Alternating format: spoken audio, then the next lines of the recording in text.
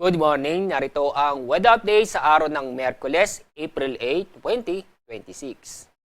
Sa kasalukuyan, inyong nakikita, maliwalas ang panahon ating naranasan sa buong bansa.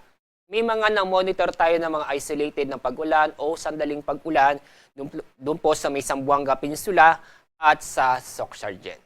Sa kasalukuyan, walang LPA na ating namamataan o namomonitor sa loob ng ating Philippine Area of Responsibility. Itong mainit at balisakang panahon ay dulot pa rin ng Ridge of High Pressure Area na kung saan naapektuhan ang malaking bahagi ng Luzon, samantalang itong easterlies ay naapektuhan itong bandang Visayas at sa Mindanao. At sa ating lagay na panahon ngayong araw, inaasahan pa rin natin ang mainit at malinsangan na panahon sa buong bansa.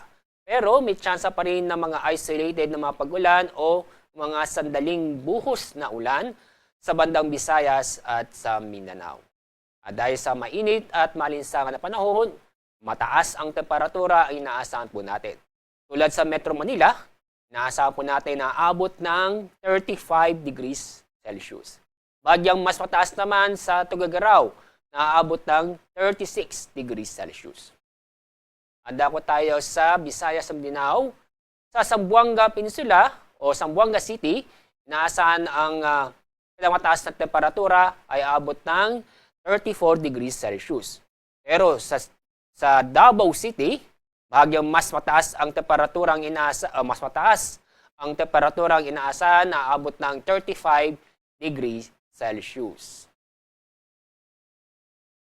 Kahapon, ang pinamataas na heat index na itala ay sa Sanglipoy sa Cavite City, Cotabato City at Butuan City na kung saan umabot ng 42 hanggang 43 degrees Celsius.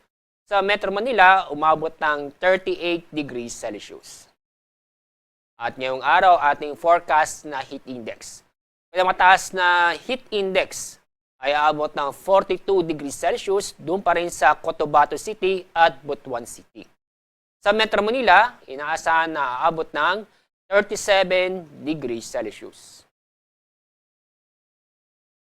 Ngayong araw o sa susunod na 24 oras, wala tayong inaasahang matataas ng alon at kaya wala tayong gale warning. Kaya sa mga kababayan po natin na may planong pumalaot sa ating mga karagatan, safe naman po dahil ang ating lagay ng ating karagatan ay banayad hanggang sa katamtaman nito.